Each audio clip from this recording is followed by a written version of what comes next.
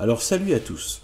Alors je suis tombé sur une petite phrase info euh, comme ça dans la page Wikipédia qui parle de l'orbe crucigère. Celle que, pour mon plus grand désarroi, beaucoup de catholiques qui sont devenus clairement des moqueurs de ce que j'avance, hein, je m'attendais bien sûr à un rejet total. Hein, si vous regardez ma première vidéo, quand j'ai expliqué ma démarche, c'est la playlist La Terre ne tourne pas rond. Eh bien, vous voyez ma première vidéo, je savais dans quoi je mettais les pieds, et je savais que c'est inentendable. Mais je ne m'attendais pas, de la part de ceux, encore des catholiques, bon, qui sont pas forcément versés comment dire, dans la connaissance, même si bon, on n'est pas en train de dire que ce sont de grands docteurs ou quoi, ou qu'on est de grands docteurs, mais qui se sont quand même intéressés. Il y a quand même une différence entre les catholiques qui lisent et des catholiques qui ne lisent pas, des catholiques qui étudient et des catholiques qui n'étudient pas. Ça ne veut pas dire qu'ils sont meilleurs au niveau du cœur ou au niveau de la foi, ça n'a rien à voir. Un ignorant total qui croit avec son cœur parfaitement bien, même si c'est très rare d'arriver à avoir surtout dans le monde actuel, d'avoir une belle foi, une grande foi sans la connaissance, ça va ensemble, mais la primauté est donnée au cœur, c'est pas moi qui le dis, ça c'est dans la religion. Et on le voit d'ailleurs très bien, on a beaucoup de cas comme ça qu'on peut relater. Mais ce que je veux dire, c'est que quand même, ils sont censés avoir un rapport au surnaturel et à la création qui n'est pas celui des gens du système, des gros athées du système, des gros nervis athéistes, etc., qu'on voit partout, etc. Et pourtant, ils ont fait une levée de bouclier hallucinante. Grand bien leur face. Moi, je continue mon truc et je vais pointer de temps en temps leur incohérence. Puisque certains se sont permis, ils ont le droit, hein, c'est bien, il faut même, c'est bien. Mais voilà, après, il faut que ça se fasse dans un bon esprit, mais bon, voilà. Donc, alors, par rapport à l'orbe crucigère, donc un crucigère, j'ai appris ça grâce à une des personnes qui suit ma chaîne, je ne connaissais pas. Et bon, ça veut dire qui porte la croix, hein, une orbe qui porte la croix. Eh bien, vous allez voir pourquoi j'ai parlé des catholiques qui font une levée de bouclier par rapport à la terre plate. Pour moi, c'est très symptomatique, y compris du modernisme dans lequel les gens sont. Et je dis ce qui m'a pas énormément étonné finalement, mais quand même, j'ai vu, surtout dans la réaction qu'avait eu Pierre Court vis-à-vis du frère Arnaud, je veux dire, mais vraiment un état d'hostilité hallucinant, quoi. C'était limite le faire interner en HP, quoi. Vous vous rendez compte, quoi. Un frère catholique, hein. Voilà. Mais je peux comprendre, je veux dire, quand on a le cerveau complètement matrixé par la pseudo-science moderne, on voit bien que ça ne relève plus du simple constat. Ça relève de la croyance. Ou du moins, ça va forcer à croire autrement. Et c'est ça le problème. Ça va toucher à des choses spirituelles, la création.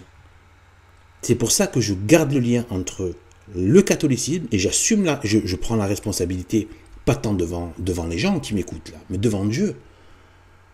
Devant Dieu, mais je m'en fiche complètement, enfin, par rapport au jugement des hommes. Je dis c'est devant Dieu. Devant Dieu, j'assume complètement que c'est sa création.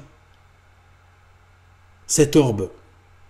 Et on m'a opposé cette orbe-là. Cette orbe royale, impériale, eh bien, on nous l'a opposé en disant, regardez, ils ont osé dire que c'était le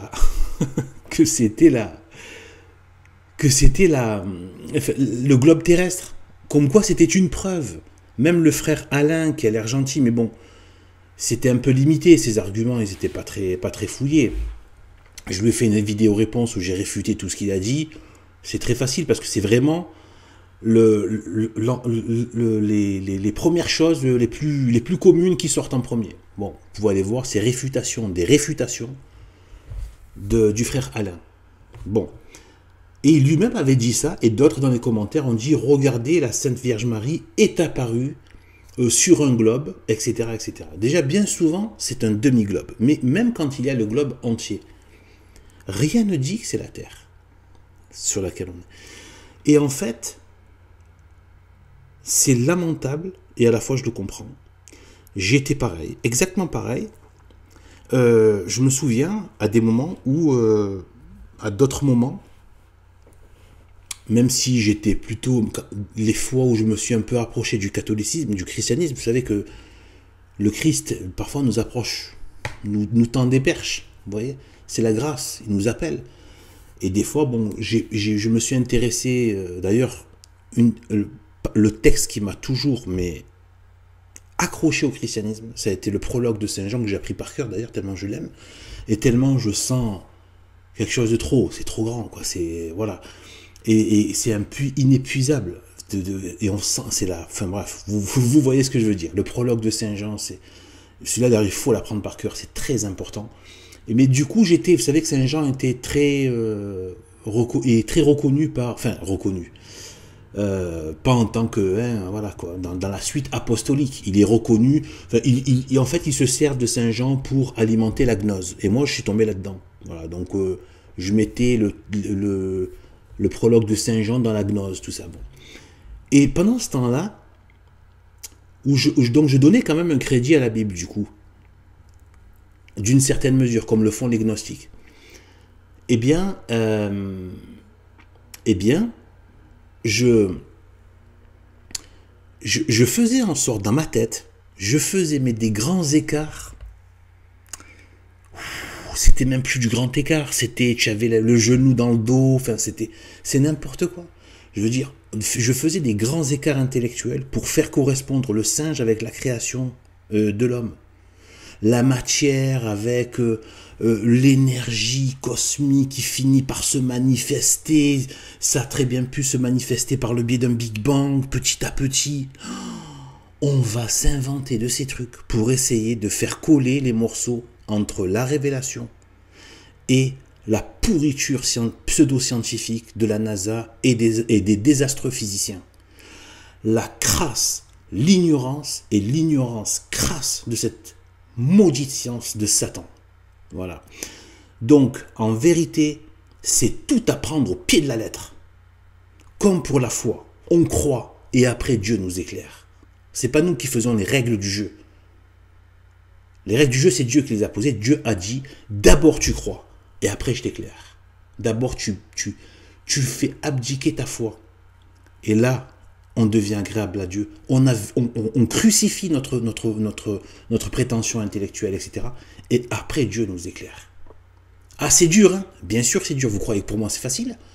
C'est terrible, ces moments quand on... Mais qu'est-ce qu'on est libéré? En fait, on est un problème pour nous-mêmes. C'est ce que je me suis rendu compte dans la foi. C'est-à-dire qu'en fait, on est un problème. Nous sommes l'auteur de notre propre malheur, en fait, en vérité. Notre moi est un problème. Je dis pas que c'est facile. Des fois, ça revient à la charge, etc. Mais quand on se libère de son moi, de sa propre volonté, en fait, on se rend compte qu'on se torture avec notre propre volonté, parce que notre propre volonté, eh bien, elle n'est pas propre, dans l'autre sens. Et c'est bien là le problème. Elle est blessée, elle est pervertie par le péché originel, elle est tournée vers elle-même, c'est-à-dire vers le néant. Parce que ce qui n'est pas Dieu n'est pas, en fait. On ne peut être que par Dieu. Donc, ce que je veux dire, je ne vais pas trop développer cet aspect-là, mais c'est important de voir, parce que là, il y a une résistance à la parole de Dieu. Quand il dit qu'il a créé de ses mains, ça c'est pas de moi ce que je vais vous dire là, il me semble, parce que vous savez, je lis tellement de choses et je pioche à droite à gauche que des fois j'oublie les références. Enfin, même bien souvent, parce que j'ai pas une mémoire très d'éléphant, plutôt de papillon. Et eh bien, en fait, en fait, je crois que c'est Saint Jean Cassien, il me semble que c'est Saint Jean Cassien, ou peut-être Saint Bernard, Saint Augustin, mais en tout cas une grande référence. Saint Jean Cassien, qui est pas très connu parmi les pères de l'Église, enfin, par les connaisseurs bien sûr, mais il mérite vraiment d'être allé, de le regarder, d'aller piocher dans la sagesse qu'il a diffusée avec l'aide bien sûr du Saint-Esprit, comme toujours, comme tous nos pères de l'Église. Il y a la marque de Dieu en eux. C'est pas que eux en tant qu'hommes, bien sûr, c'est les deux. Eh bien, ce qu'il faut voir, c'est que donc un de ces auteurs là, qui a dit que toute la création, il a faite qu'avec sa parole. Si vous reprenez la Genèse, le seul moment où il utilise ses mains, où Dieu a fait de ses propres mains. Et ça, il fallait le voir. Moi, je l'avais pas vu ça. Vous savez, quand on regarde, quand on se plonge dans les analyses, les interprétations des pères de l'Église, on voit toute la charge divine qu'il y a dedans. Et à quel point c'est cohérent, à quel point c'est beau, à quel point c'est incontestable. Et en fait, là, à un moment donné, c'est... Donc là, Dieu a créé l'homme de ses mains. C'est-à-dire que là, il a employé ses mains. Bien sûr que ce n'est pas des mains humaines. Mais, dans le sens divin que ça doit avoir, il a fait de ses mains. Vous vous rendez compte de la dignité par rapport à tout le reste de la création. D'accord? Donc quand Dieu, dans la Bible, dit qu'il a créé avec de l'argile, il a créé avec de l'argile. Point barre, vous prenez de l'argile, le premier homme était de l'argile inerte d'abord. Et le souffle de vie créateur de Dieu qu'il a insufflé dans les narines de l'homme argile, cette argile est devenue chair, est devenue vie, est devenue vivante. Voilà. C'est bien ça. Adam, ça vient de l'hébreu Adama, qui est la même racine que donc la couleur rouge et que le sang. D'ailleurs, en arabe, il y a des corrélations avec l'araméen. Eh bien, c'est Dem jusqu'à aujourd'hui. Dem. Dem et Adam, c'est le sang. C'est donc l'argile qui est couleur rouge et de la terre. Et en fait, ça veut dire la terre, l'argile, mais dans le sens la glèbe. Donc, en fait, c'est dans la Bible de Chouraki, dans la Genèse, il dit le glébeux. Le glébeux, c'est pas très joli d'être appelé le glébeux. Le glébeux, en fait, celui qui est fait de terre. Dieu a fait avec de la terre, point barre. On arrête avec Jamie, les bouffonneries de la NASA, les bouffonneries des blouses blanches. J'en ai strictement rien à faire. Votre problème, c'est l'allégeance que vous faites à ces nouveaux pseudo-prêtres du démon, habillés en blouses blanches, mais qui sont en fait des blouses noires et rouges du démon, pour vous faire oublier la signature de Dieu dans la création. Donc en fait, voilà, c'est de la foi. Et donc, en fait, il faut voir le monde comme étant de la parole de Dieu. Vous regardez l'atmosphère, c'est transparent, mais vous regardez une grande vue. Dieu a créé de sa parole, et ça s'est créé. Voilà, c'est ce qui s'est passé. Voilà, on a la réponse en fait. Et donc en fait, là, donc par rapport à donc je sais où ils en sont dans leur tête. Ils essaient de, comme on dit, de ménager la chèvre et le chou jusqu'au moment où ça craque. Donc tu peux pas toujours ménager. Donc à un moment donné, voici ce symbole, et que moi j'ai dit donc dans la vidéo réponse. J'ai dit que c'était, en fait, donc d'ailleurs, ici c'est assez visible, donc on voit qu'au centre, c'est la Terre est là, en fait, la Terre plate, elle est au milieu de l'orbe. Ce qu'il y a autour, je l'ai toujours dit, on ne sait pas, il y a certainement de l'eau, mais il n'y a peut-être pas que de l'eau, et à mon avis, tout le monde dans lequel on tient, eh bien, parce qu'elle descend jusqu'où la Terre? Il commence où l'enfer dans l'abîme? Je ne sais, on ne sait pas. Mais le haut, on le connaît. Le haut, on sait que c'est un dôme, terre plate, et qu'en haut il y a des eaux, et donc sûrement aussi sur les côtés, mais c'est pas dit, en tout cas. Et là, il y a C'est sûr que c'est en bas, ça par contre c'est certain. Et donc, je l'ai déjà dit dans une vidéo, mais je vais le redire ici, et je me régale de le dire. Le nombre de fois, dès le credo, où on entend parler de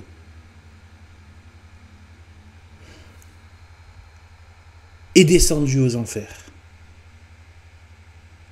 Le Christ, il est descendu. Il est où le bas et le haut, là, dans l'univers, en fait? Il est où le bas et le haut? C'est quand même bizarre. Sainte Marie, qui dans l'apparition de la Salette, a dit la voûte céleste. Une voûte, c'est quoi? Vous mettez où la voûte dans le système de la pourriture de la NASA? De l'énorme blague et blasphème contre Dieu. Je pense que c'est un blasphème. Un blasphème qui a pris un masque scientifique contre la création de Dieu. Vous le mettez où, tout ça? Les écluses du ciel, vous les mettez où? Le firmament, vous le mettez où? Le dôme, il y a bien un dôme. Le cercle de la terre. Non, ne me racontez pas que c'est le globe, ça n'a rien à voir, c'est n'importe quoi. On ne parle pas de cercle quand on fait un globe. Et qui contient les eaux. Ça n'a rien à voir avec un globe, hein, qui contient les eaux. Donc, voilà. Pas de mention de l'attraction, pas de mention de mouvement des désastres, enfin de la Terre et du Soleil. C'est une blague, c'est un crachat de Satan. Vous n'avez pas compris encore? Donc je vous le dis. Donc, maintenant, regardez, écoutez bien. Donc ça, vous voyez là? Donc c'est ça en fait. J'ai fait une représentation comme j'ai pu. Hein, donc ici, là j'ai déjà montré ailleurs, mais je vous la remontre ici, vous voyez. Voilà, là j'ai fait une représentation de à quoi ça pourrait ressembler selon les informations que j'ai. Voilà. Voilà. Là j'ai fait un peu plus l'intérieur de l'orbe impérial. D'accord? Et pourquoi le Christ en haut? Il y a des choses que je ne dirai pas encore, je ne peux pas dire pour l'instant, mais le Christ, évidemment, bon, ça va de soi, puisque bon, il est le roi du dôme, il est le roi des rois, et il y a la reine du ciel aussi, qui est toujours avec son fils. Toujours, elle était au pied de la croix, et on la voit, elle, au-dessus du dôme, en train d'écraser le démon. Mais après, par rapport il y a un aspect qui est occulté, qui fait que pour l'instant, je n'ai pas les, comment dire, la façon de l'amener. Mais ce que je sais, c'est à tomber par terre. Vous savez ça, vous vous jetez à genoux, vous dites, c'est bon, j'attends la mort dans le tremblement, voilà, et j'espère le bonheur éternel. Donc, en fait, mais pour l'instant, comme j'ai dit, ça peut trop porter à... Donc pour l'instant, je n'ai pas la façon de l'amener. Ou si je dois l'amener, je ne sais pas. Donc je ne dis pas.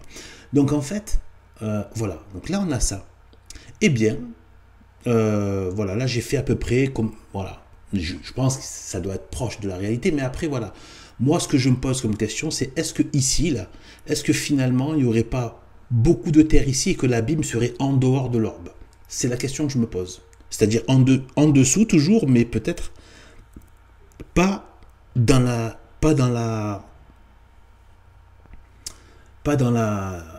partie inférieure, en dessous de la terre plate. Vous voyez? Peut-être que c'est en cours de la terre et des conduits, vous savez, les fameux trous, hein, le volcan, etc. et tout. Où il doit sûrement y avoir des choses, quoi, des conduits, voilà ce que je viens de dire, les volcans, mais que plus bas, il doit peut-être y avoir encore quelque chose qui est un abîme encore plus, voilà, en dessous même de la Terre, de l'orbe, en dessous. Peut-être que là, il y a un conduit qui amène à l'abîme en bas, vous voyez. Mais de toute manière, la logique est la même. De toute façon, même si c'était ça. Ce dessin reste proche de la réalité. On a la terre plate, on a la terre en dessous, qui peut être beaucoup plus profonde, et on a les abîmes en bas, avec différentes zones, mais ignobles. Enfin voilà, et de plus en plus ignobles, plus on est, plus c'est selon la gravité des péchés et de l'état dans lequel on est arrivé devant Dieu. Et soit on monte au ciel, soit on descend, on tombe en enfer. Donc ça aussi je le dis, mais je le répéterai, je l'ai appris récemment. Je fais une parenthèse, mais c'est important. Je l'ai appris récemment, ce que je vais vous dire là. Dieu n'envoie personne en enfer. Même si sa volonté s'accomplit. Mais Dieu ne fait pas une démarche en train de dire, voilà, tu vas en enfer. Non, en fait, et c'est là que j'ai compris, d'ailleurs, grâce au dialogue de Sainte Catherine de Sienne, et aussi à la vision je prends des autorités pour parler, bien sûr, hein. Donc ceux qui font autorité, donc Sainte Catherine de Sienne, Sainte Thérèse de l'Enfant Jésus, je voyais les âmes tomber en enfer. Tomber en enfer. Pourquoi il y a toujours cette histoire de chute, de bas et de haut? Tomber. Parce que dans l'évangile, celui qui ne croit pas, donc quelque part celui qui n'a pas la foi, donc qui n'a pas la foi dans le Christ et qui n'adhère pas au Christ, il est déjà jugé dans le sens où, en fait, celui qui se présentera devant le juge, il est déjà jugé, en fait. Puisqu'on dit, si tu meurs en état de grâce, tu es déjà fichu. Si on meurt pas en état de grâce, ou si on meurt en état de péché mortel, on est déjà fichu. On n'a même pas besoin on n'a même pas besoin de jugement. C'est juste que, en comparé devant notre Seigneur, tout le monde, il y a bien un moment où tu comparais devant Dieu et qu'il te montre ta vie. Tu ne descends pas sans savoir. Mais il ne te prend pas, il ne te jette pas. Dieu est bon, il ne peut pas prendre une âme et la jeter en enfer. L'âme d'elle-même n'a pas les moyens de monter au ciel. Le ciel lui est bloqué par son état de péché mortel. Tout simplement, comme un oiseau, par exemple, que dire, une poule qui ne peut pas voler. Tu la jettes d'un avion, elle va tomber. Ou d'un bâtiment, elle va tomber. Voilà. Parce qu'elle n'a pas ce qu'il faut pour voler. Alors que si vous lâchez un pigeon, il va voler. Vous voyez? Parce qu'il a ce qu'il faut pour voler. Tu n'as pas besoin, toi, de le jeter par terre, le pigeon. Il va s'envoler, voilà, parce qu'il a ce qu'il faut pour voler. Et la poule, tu as beau faire ce que tu veux, elle va tomber. Tu n'as pas, toi, la jeter par terre. Ça, je l'ai compris. Qu'en fait, il y a bien ce qu'on appelle un jugement, c'est plutôt la comparution. On comparait et la vérité est donnée. Parce que Dieu doit faire les choses en vérité. L'âme doit savoir. Tout se fait en vérité. Donc, la foi, mais aussi le jugement. Et l'âme doit savoir pourquoi elle va tomber. Elle tombe. Donc, et ça va être évident. Chaque âme va voir sa vie. Et Dieu va lui montrer sa vie de fond en comble. C'est évident, l'âme ne peut même pas, d'elle-même, elle peut même pas essayer de se dire, je vais forcer, je vais essayer de monter. Elle n'a même plus, elle passe dans l'éternité, l'état dans lequel elle est, elle tombe. Voilà. L'état dans lequel elle est, elle tombe. Elle tombe. Donc on dit bien, je voyais des âmes tomber en enfer. Non pas lancées ou projetées en enfer. Non, non, elles tombent. Toutes seules comme des feuilles mortes. Elles n'ont plus de quoi rester sur la branche. C'est fini. Elles sont mortes, elles sont dans un état de mort, elles tombent. Et ça, j'ai fini par comprendre. Je pensais que voilà, donc il y a un jugement, etc. Puis Dieu nous envoie en enfer ou demande aux anges. Bon, je pense que les anges doivent être je pense, c'est moi qui le dis, je pense que quand même les anges doivent être voilà, ils doivent être impliqués dans cet ordre-là, comme dans tout l'ordre divin, les anges sont toujours impliqués. Mais ils ne sont pas en train de dire, bon ben voilà... Non, non, il n'y a pas d'avocat, il n'y a pas de plaidoirie, il n'y a rien. C'est l'évidence même. C'est ça le truc. Et c'est là que j'ai compris, enfin, la phrase quand Dieu dit « Celui qui ne croit pas est déjà jugé ». Voilà. Voilà, donc c'est péché mortel, hein, de ne pas avoir, de ne pas adhérer, de ne pas avoir la foi, etc., avec sa volonté, comme ça, de dire je n'ai pas la foi. Donc là, ou d'adhérer à un doute, on peut avoir des doutes, ça c'est ce que j'ai appris aussi. Donc normalement c'est 2 fois, c'est quand même un prêtre qui m'a dit, de très bonne formation, qui m'a dit, les doutes, il peut y avoir des attaques de doute, mais il ne faut pas que la volonté adhère à ce doute. Si on se dit, ouais, en fait je doute, non je doute, ça j'arrive pas, alors là c'est un péché mortel. Par contre, si on lutte contre le doute, Dieu est miséricordieux et clément, il nous voit dans notre effort à vouloir revenir à la foi, et il va nous aider, et on n'est pas en état de péché mortel, parce qu'on n'a pas adhéré avec notre volonté à ce doute. Donc ça, c'est un truc, moi, qui m'a beaucoup perturbé, parce que j'avais des doutes et je croyais que j'étais en état de péché mortel. Des fois, ils ont pas forcément, ils se rendent pas compte de ce qu'ils peuvent dire, des fois, les prêtres. Hein. Moi, je croyais que j'étais en état de péché mortel. Chaque fois que je doutais, c'était grave, j'étais vraiment pas bien, hein, je vous dis.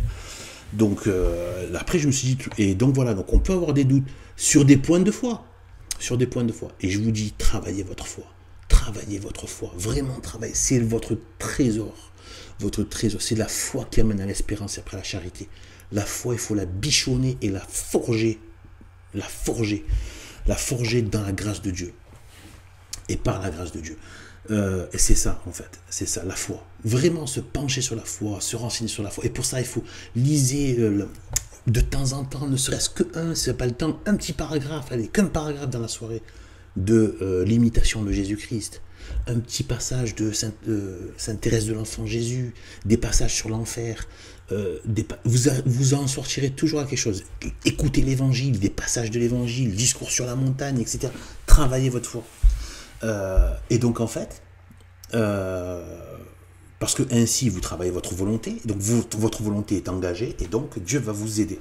Voilà. Dieu ne veut pas faire contre notre volonté. C'est un b.a.-ba de la foi, ça, et de la doctrine. Un b.a.-ba de la révélation. Dieu ne nous oblige pas. Sinon, l'amour ne serait pas parfait. Un amour parfait, qu'est-ce qu'on dit, même pour des amours humains, même dans le romantisme un petit peu à l'eau de rose, qu'est-ce qu'on dit avec le côté romantisme homme-femme? Oui, aimer pour l'argent, ou aimer pour ses intérêts, ou aimer parce que tu m'aimes pour moi-même. Même nous, on a ça en nous. Même nous, on répugne à un amour intéressé, ou un amour juste parce que les gens nous craignent, ou des choses comme ça. Bon, on sent que ça n'a pas de valeur. Imaginez Dieu qui en retour nous aime énormément. Il n'est pas en train de dire moi je vous aime pas et vous m'aimez. Non, non, il nous aime énormément. Énormément. Donc, mais pour vivre cette relation d'amour, ben, il faut que ce soit voulu. Ça ne peut pas être une agression, un vandalisme de notre personne. Vous voyez ce que je veux dire? Donc voilà, donc j'ai encore fait pas mal de discussions, mais c'est pas grave, je pense que ça valait le coup. Et là, en fait, je veux venir donc sur le côté, donc cet orbe. Je me suis dit, regardez-moi ça. Regardez-moi ça.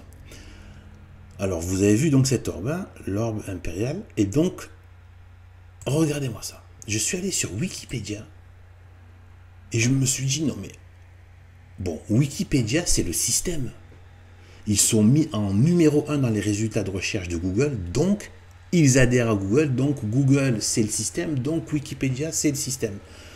Mais en termes de vérité, je dois aussi rendre à César ce qui est à César, c'est une vérité, ils ont une véritable, je pense qu'il doit y avoir des petites choses, il doit y avoir des petits travers, mais ça reste une énorme référence, et il faut dire ce qu'il y a, il faut un vrai travail d'objectivité, il faut dire ce qu'il y a, ils donnent l'information. Voilà. Regardez par exemple Auguste Piccard, qui a fait le voyage dans ce qu'on appelle la stratosphère. Qu'est-ce qui s'est passé? Dans l'article, ils auraient pu enlever ce passage d'un article où il dit que la Terre était plate, il a vu la Terre plate d'en haut, etc. Avec relevé un peu sur les côtés, tout ça. Mais ils l'ont mis. Donc il y a une sorte d'objectivité, il faut leur rendre ça. Quand on est vrai même avec son ennemi aussi. Donc, à un moment donné, voilà, c'est vrai. Wikipédia, ils font malgré tout un effort d'objectivité. Il y a des fois des travers, comme j'ai dit la dernière fois, ils mettent en avant le paganisme, etc. et tout, quand ils font des campagnes de folklore, etc. Mais bon, là, ils ont l'esprit du monde. Mais quand même, il n'y a pas que ça. Il y a aussi, voilà. Et je pense qu'ils sont un peu obligés de le faire parce que si c'était trop orienté, ils perdraient d'office beaucoup de monde. Et ils le savent. Donc je ne pense pas que ce soit forcément vertueux, mais en attendant, ça l'est, l'objectivité y est. Donc regardez, chers amis catholiques, ceux qui sont en plus versés un peu dans l'étude, regardez-moi ça. Ici, là, ici, comme symbole chrétien, sa forme circulaire rappelle non pas celle du globe terrestre, mais de la voûte de l'univers, conçue à cette époque comme circulaire et englobant la Terre étant le point central. et symbolise ainsi la domination temporelle, et non seulement spirituelle, du Christ sur le monde. Donc, même un site du système vous dit que ce n'est pas le globe terrestre. Vous dit que le christianisme n'a jamais conçu ça comme étant le globe terrestre. C'est l'univers. Il représente, regardez, mais la voûte de l'univers, c'est-à-dire toute la création est contenue dans cet orbe. Qu'est-ce que vous voulez? Même Wikipédia, en tandem avec Google quelque part, parce que ça sort dans les résultats de recherche, même eux, ils sont en train de vous le dire. Que ça ne représente pas un globe, le globe terrestre. Et donc, si, et là ils n'ont pas dit la Terre plate, mais la Terre étant le point central, donc c'est la partie ici, c'est la partie du centre. La Terre étant le point central et au centre, on voit bien que forcément c'est plat. Hein, c'est pas, voilà, c'est pas un globe dans le globe, etc. C'est n'importe quoi. Donc c'est bien ça. Hein, c'est bien ça, le point, la Terre étant le point central. D'accord? Et c'est pas le globe terrestre. Donc vous voyez, je me suis dit, non mais même Wikipédia, ils vont, voilà quoi. Je veux dire, c'est... Voilà, vous voulez quoi d'autre? Vous voulez quoi d'autre comme c'est bon. Donc ne sortez plus que Sainte Marie est apparue sur un globe terrestre. Non, elle est apparue non pas sur un globe terrestre, mais sur la voûte de l'univers conçu à cette époque, mais en fait c'est toujours la vérité, parce que la vérité ne change pas, comme circulaire et englobant la Terre étant le point central, et symbolise ainsi la domination temporelle et non seulement spirituelle du Christ sur le monde, mais nous on ajoute aussi Sainte Marie, parce que Sainte Marie est la reine du ciel et de la terre, et elle agit avec Dieu, la Sainte Trinité. Bon, voilà, c'est vrai que, voilà, c'est pas... Mais bon, quand on sait aussi que la croix est l'arbre de vie qu'est Sainte Marie, bon, bah, on comprend mieux tout ça. donc voilà, je vous dis, voilà. Donc en fait, moi, je vais vous dire ce qu'il y a derrière tous ces catholiques tradis. Il y a un manque de goût pour la vérité. Oui, j'ose le dire. Ils ont certainement un goût pour la vérité de Dieu. Et ça, c'est magnifique, c'est même le plus important. Vraiment, en tête, en numéro 1, c'est ça. La vérité de la révélation divine. Ça, ils l'ont. Mais la vérité, elle a plusieurs manifestations. Et il y a des gens dont ils veulent s'attacher qu'à une vérité. Le côté, oh, on va rester sur un côté théologique. Voilà. Mais ils vont pas avoir ce goût de la vérité en tout et pour tout. Voilà. Et c'est ce goût de la vérité qui fait que on peut être choqué, on peut être étonné par rapport à des vérités, mais on n'est pas braqué et agressif face à des gens qui disent autre chose. À la limite, il y a du dédain. Ça peut être une chose. Moi, si on me parle des aliens ou je sais pas quoi, ou toutes les bêtises d'ailleurs qui sont promues par le système, écarte-toi de là, c'est bon, quoi, va t'amuser ailleurs, quoi. Par contre, voilà, je vais pas forcément être... Voilà, je peux être agressif si jamais je vois que ça commence à perdre des âmes et amener des gens en enfer. Mais sinon, voilà, bon, quand les gens deviennent agressifs, méchants, accusateurs, moqueurs, et de la moquerie et la haine derrière, il y a une envie de meurtre aussi quelque part, hein, pas forcément physique, ça peut être physique, mais aussi mental, social, psychologique, etc. Non, il y a un problème, il y a un problème. Et moi, je dis, franchement, si vous avez le goût de la vérité, en vérité, mais pour moi, c'est une célébration, c'est une fête. Parce que j'ai l'air d'être là, oh, mon Dieu. Pourquoi? Non, parce que c'est une fête. C'est la fête. Pourquoi? Ben parce que c'est la fête. C'est la fête parce que la révélation de Dieu est vraie. Vous comprenez ça? Vous comprenez l'enjeu qu'il y a derrière? La Bible commence en disant la vérité sur le monde et sur le monde matériel, mais quelque part aussi spirituel, parce que c'est sa parole. Et donc, qui a créé la parole toute puissante par le Verbe de Dieu et l'amour, le Saint-Esprit, qui a fait le bien, qui a créé le bien. Eh bien, Pour moi, c'est une célébration, c'est une fête. Parce que je me dis, mais en fait, la Bible, c'est la vérité. Vous voyez, quand on débunk la terre, ça y est, vous regardez, et que vous voyez que le dôme existe bien, etc., les distances et tout. La terre stationnaire, etc. Le feu, les habits, mais ça y est. Ça y est. Ce n'est, voilà. Ça a été révélé à Moïse. Voilà. Il y a, je dois me tromper, hein, sûrement, je crois que c'est 1000 ans avant Jésus-Christ, mais je pense que c'est ça. 1000 ou un peu plus de 1000 ans avant Jésus-Christ. Donc ça fait quand même, voilà, une époque où il n'y avait pas encore vraiment de NASA. Vous voyez ce que je veux dire? Donc voilà. Donc, et on s'en fiche de leur NASA et de leur pseudo jumelle à la noix. À la Mormolneux, c'est vraiment n'importe quoi, on n'a pas besoin de ça. Vous regardez Ptolémée, c'est puisqu'ils aiment bien les Grecs antiques, tout ça, j'en reparlerai. Ils aiment bien les Grecs antiques. Moi, j'ai plein de Grecs antiques et des sommités de l'astronomie, bien qu'ils disaient que la Terre est plate, c'était géocentrique. Ils avaient des connaissances extrêmement précises. Pour le coup, c'est de la science, le côté technique, quoi. C'est ultra précis. Voilà. Donc voilà, pour cette question, voilà. Donc Wikipédia, apparemment, est parfois plus surnaturel que des catholiques modernistes.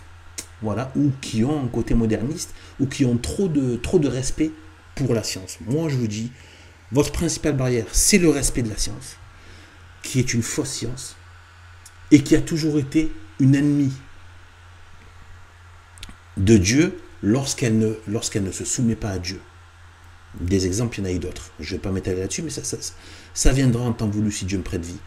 Eh bien, quand je parlerai justement, quand je ferai la vidéo, je dois faire avec du montage, etc., sur le fait que tout ce qui relève de la Bible et des pères de l'Église sur la terre plate et sur la constitution du monde. Et là, ça va déménager. Là, ce n'est qu'une mise en bouche que je dis là.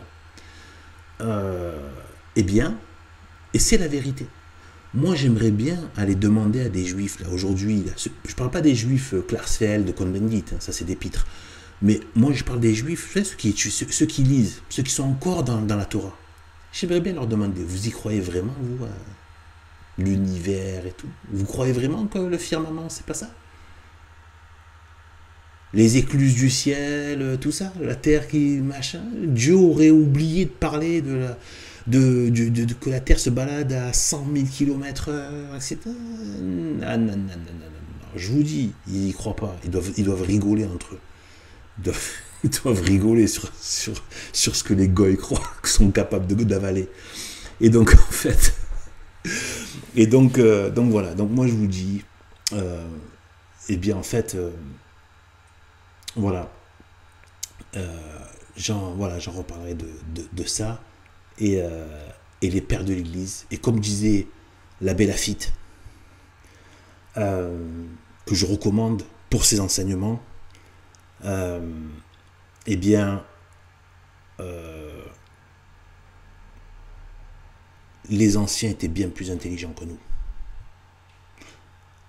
Regardez comme les modernes nous ont fait croire que les anciens étaient bêtes, etc. Ils sont toujours moqués d'eux, de manière directe ou indirecte, en parlant de mythes, de légendes, voilà. Toutes ces piques de moquerie, additionnées les unes aux autres, ont fait qu'on a méprisé nos anciens.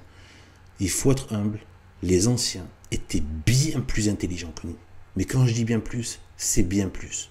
Nous, avec nos Wikipédia et toutes nos âneries d'éducation nationale, nous sommes limite dans un bestiaire, voilà, de la dignité humaine, en fait. Voilà. Bon, voilà. Mais, bon, en plus, là, pour le coup, je dois me dépêcher, je dois aller à la messe. Et comme on n'a pas de messe non unakum à côté, il faut prendre la voiture.